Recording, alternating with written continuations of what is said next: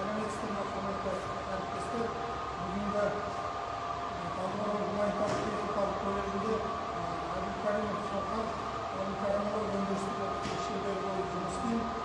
Енді біздің жас маман бойынша соңғы үлгідегі құрылғылармен сіздерге жиһаз бөлшектерін әзірлеу технологиясын көрсетіп, мастер-классын көрсетіп өтсем, назарларыңыз бізде болсын.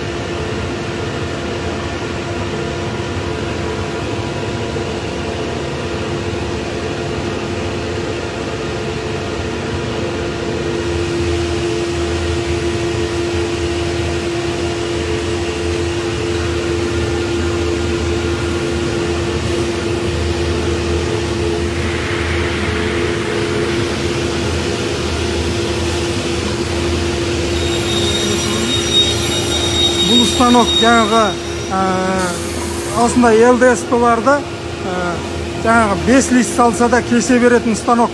Өйткені бұл жерде бір келкі размер берсек, жаңағы әртүрлі бір келкі қып шығарып береді.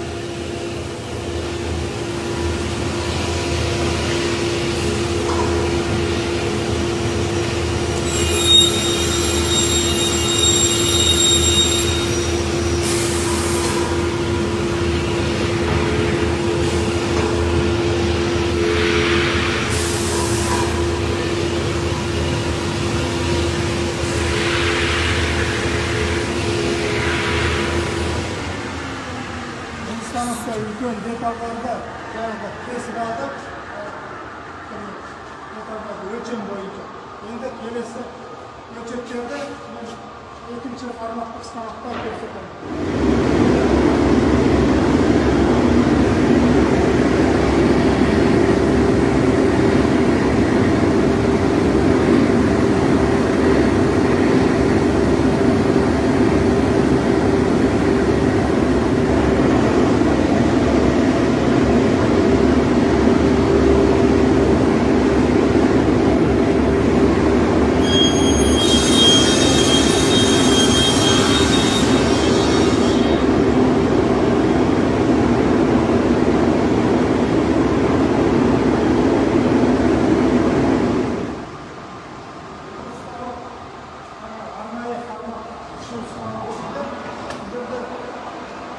деталь бөлшектерді өзіне керек 45 градусқа қандай градус бойынша болса да градуста есеп көрсетеді.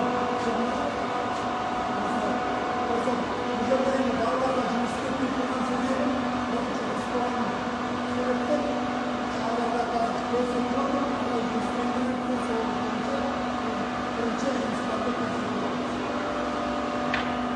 Енді келесі осы бөлшектерді дайын бөлшектерді арнайы жиынын жабыстыру станогында көрсетіп.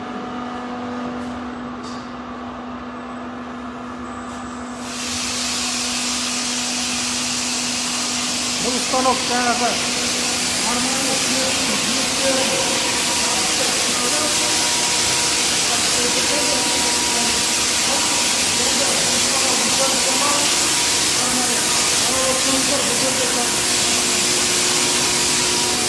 мына станок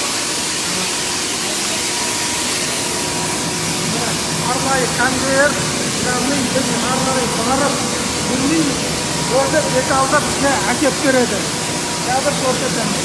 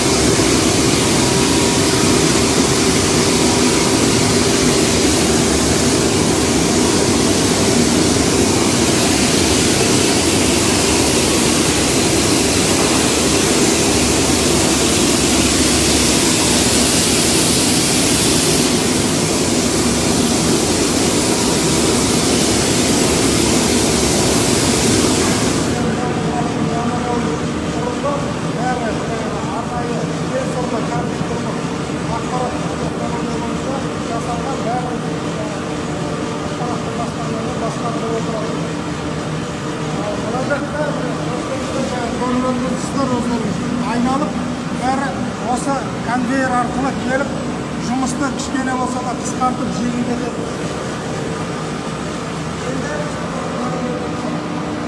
Осындай арнайы шкафтар жасалып отыр.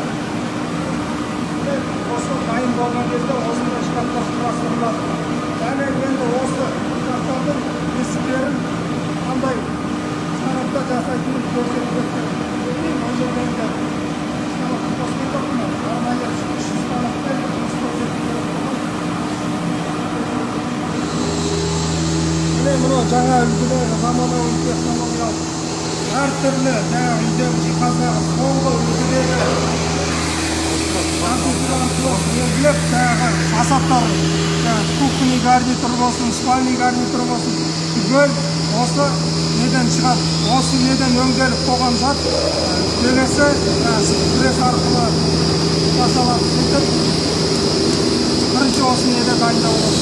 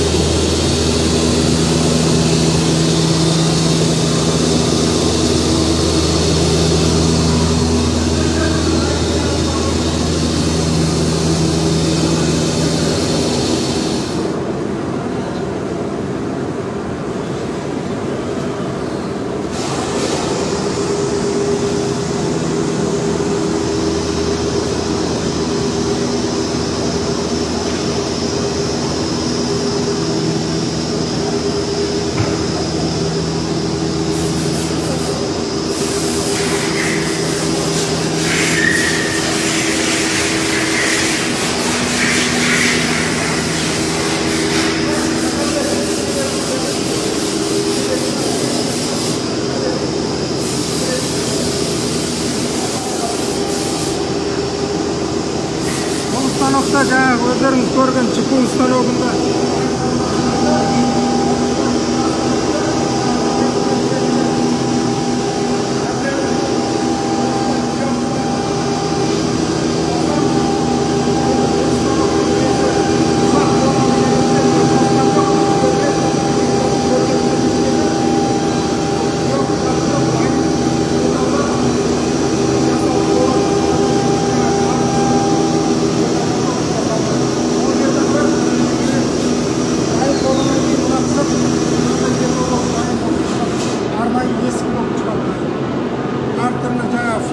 салуға да болар еді. Бізде енді мынау бірінші жұмысымыз осындай болып шығып жатыр.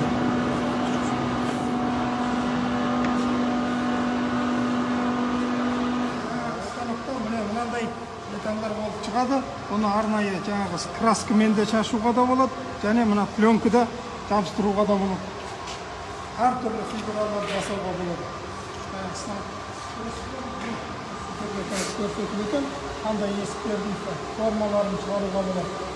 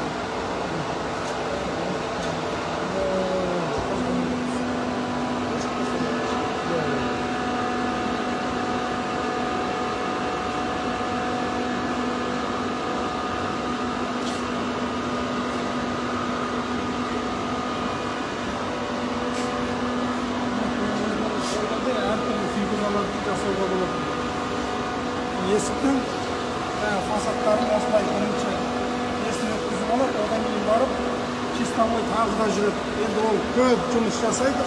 Мен сіздерге бір қабатын көрсетіп өткен. Енді соңында сіздерге көрсетіп өткен мына дайын қаптардың